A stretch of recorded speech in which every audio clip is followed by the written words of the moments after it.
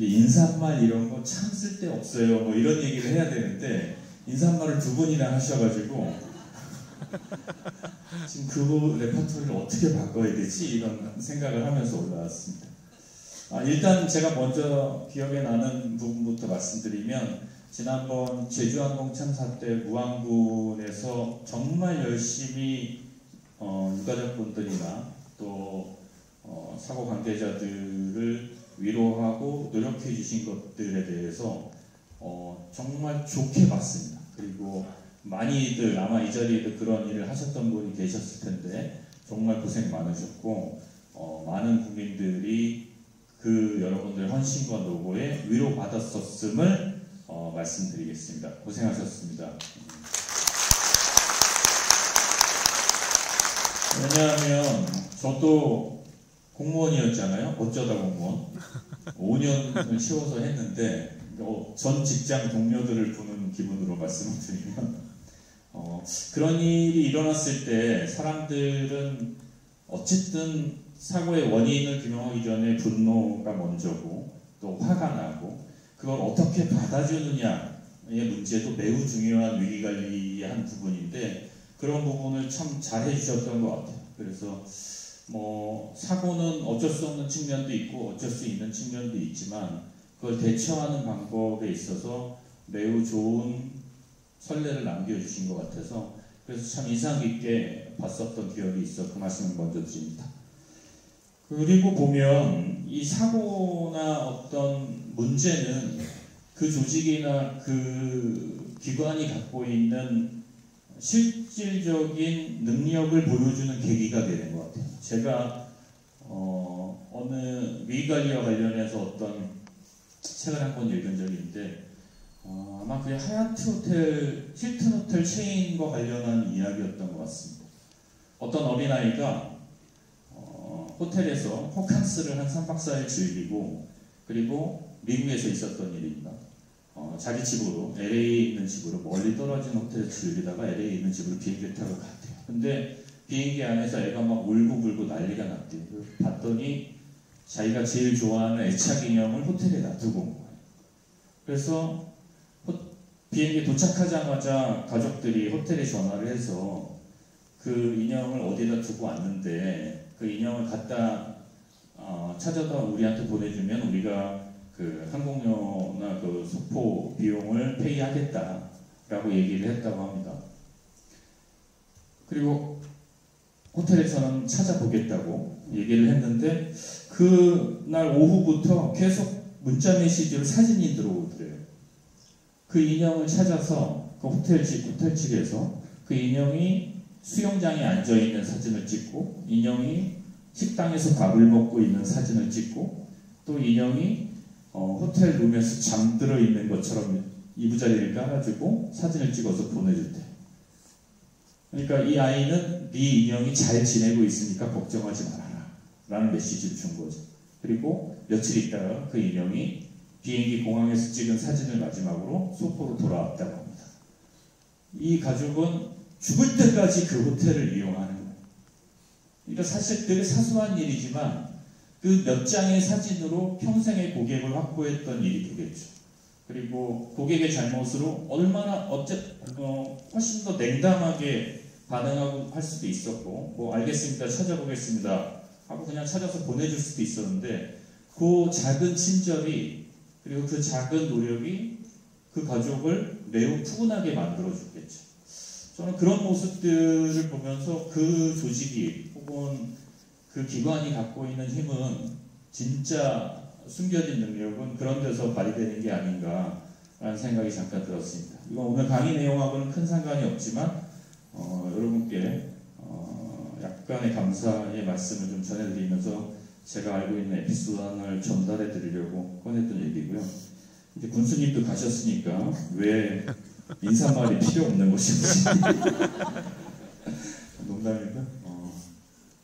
저는 공연을 기획하고 연출하는 사람입니다. 그래서 언제나 제 목표는 사람들이 감동을 받게 만드는 거고 좀 더 재미를 느끼게 만드는 거고 축제의 기본은 안전이라고 앞에서 크게 얘기하셨는데 저는 재미라고 생각하기 때문에 물론 안전해야 재미가 있죠. 예, 뭐 그런 건 틀린 말이 아닙니다만 제가 이런저런 여러 가지 행사들을 이 공무원 시절에 경험하면서 어떤 큰 계획이나 혹은 큰 연출하는 거다 이 하나하나의 과정을 통해서 얻어낸 몇 가지 것들이 있었어요. 그 몇 가지 것들을 오늘 여러분과 함께 이야기를 해보려고 합니다. 여기는 아마 군 관련한 공무원분들이나 이런 일과 관련해서 조금이라도 관심이 있는 분들이 오셨다는 걸 전제로 해서 말씀을 드리면 대개 모든 국가 행사는 혹은 모든 관 행사는 아니 어쩌면 모든 행사는 꼭 빼놓을 수 없는 몇 가지 것들이 있죠. 오늘 우리도 시작할 때 국민의례로 시작을 했잖아요. 제일 처음은 국민의례죠. 이건 빼놓을 수가 없는 일이죠. 이걸 빼놨다가는 매우 욕을 먹거나 아니면 행사 자체가 어그러질 수밖에 없죠. 국민의례. 두 번째는 뭘까요? 난 하기 싫은데 어쩔 수 없이 꼭 넣어야 하는 거. 네? 내빈 소개죠. 내빈 소개. 항상 들어갑니다. 이거 넣지 않을 수가 없습니다. 세 번째는 뭘까요? 네? 그렇죠. 인사말, 기념사, 축사 이런 것들 뺄 수가 없죠. 그리고 마지막에 이건 모두가 다 싫어하는데 그 당사자는 좋아해요. 뭘까요? 사실 어찌 보면 행사는 이걸 하기 위해서 하는 걸 수도 있다는 생각이 들기도 합니다. 포상. 상을 받는 사람은 좋아요. 근데 나머지 사람들은 빨리 지나갔으면 좋겠다 라고 생각하죠. 이 맨 앞에 국민의례부터 맨 끝에 포상까지가 사실은 모든 행사가 구성하고 있는 중요한 요소들이면서 동시에 빼놓을 수 없는 거죠. 어느 것 하나라도 빠지면 말이 나오기 마련이고 행사 전체가 원만하게 진행이 됐어도 두고두고 나쁜 소리를 들을 수도 있는, 그래서 뭐 하나 뺄 수가 없는, 아무리 내가 기획자고 연출가여도 마음에 안 든다고 이번 광복절에는 대통령 연설을 뺍시다 이럴 수가 없잖아요. 그러니까 결국은 잘 집어넣어야 하는 것들이 국민의례 지난번 광복절에도 했으니까 이번 광복절에도 뺍시다 이럴 수가 없잖아요. 그냥 계속 해야 되는 것들이에요. 제가 처음에 광복절 행사를 제가 5년 동안 광복절 행사를 연출했는데 첫 광복절 행사를 연출할 때 저는 제가 어마어마하게 많은 것들을 바꿀 수 있을 줄 알았어요. 그리고 이전에는 보여주드리지 못했던 어마어마한 광복절 행사를 기획하겠다고 생각하고 막 준비를 했어요. 근데 아까 얘기했던 그 변할 수 없는 네 가지에 꽉 막혀버렸어요. 그냥 할 수가 없고 이것도 안 되고 저것도 안 되고. 근데 지금 말씀드렸던 이 네 가지를 그대로 쭉 하면 1시간 나옵니다. 더군다나 대통령 연설은 얼마나 갈지 내가 미리 정해드릴 수도 없어요. 그래서 이거 뺄 수 있는 것도 없고 할 수 있는 것도 없는데 어쨌든 사람들은 뭔가 다른 걸 기대하고 나도 내가 연출가로서 이런 일을 맡아서 처음 선을 보이는 건데 뭔가 그럴듯한 걸 보여줘야 되지 않나? 라는 생각에 매우 고민이 많았습니다. 그러다가 결국은 이것도 안 되고 저것도 안 되고 다 안 되니까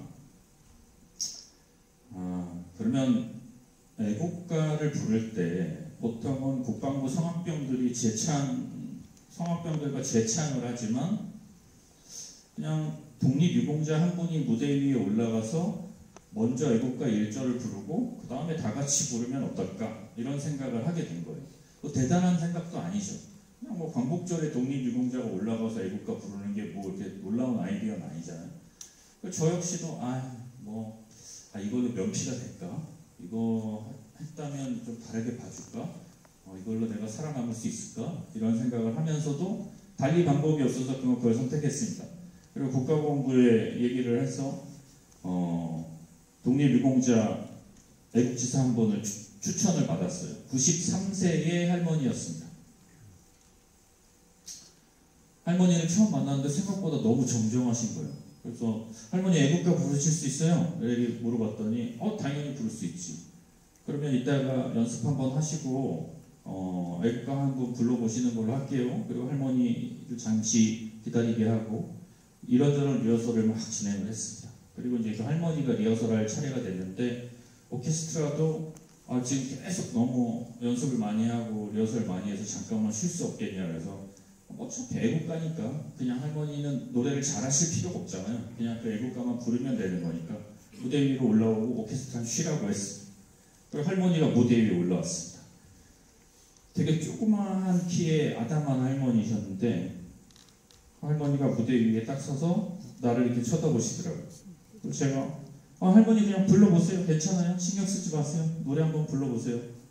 했더니 할머니가 애국가를 부르기 시작했습니다. 이렇게.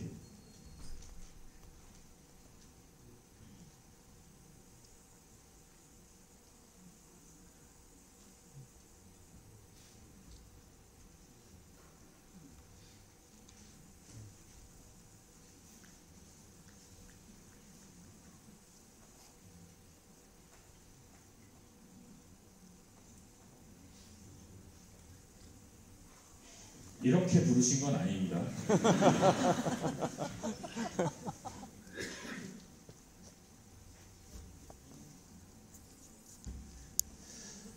행사나 공연을 기획하다 보면 이런 일이 계속 생기죠.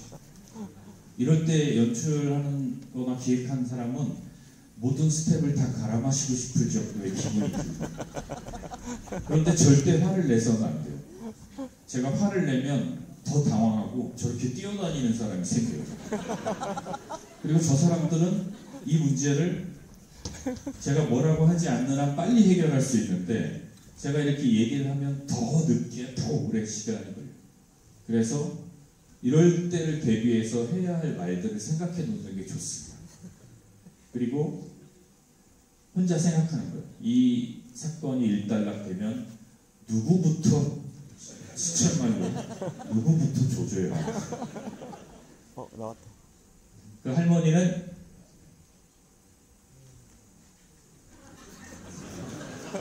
이 할머니이십니다. 자, 이제 영상은 해결이 되는데 이제 오디오가 해결이 또 돼야 되죠. 근데 분명히 놀라운 건 이 모든 걸 리허설을 다 했을 거란 말이에요. 그러니 사고는 정말 어쩔 수 없이 일어나는 것이다 하고 그 순간에 화를 내지 말고 그 상황을 해결할 수 있도록 시간을 주는 게 제일 중요해요. 저는 대통령 모시고 하는 행사에 정말 말 못할 일들이 너무 많았어요. 나중에 한번 기회가 될 때 말씀을 드리도록 하겠습니다. 이제 됐나요? 동해물과 백두산이 마르고 닳도록 하느님이 보호하사 우리나라 만세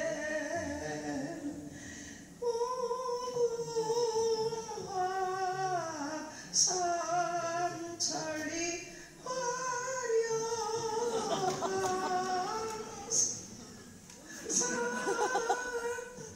대한 사람 대하늘어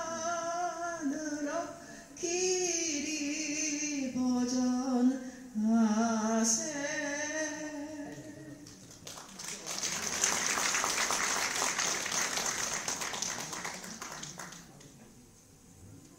외국지사와 국방부 군악대대 성합병의 선도로 다 함께 부르시겠습니다.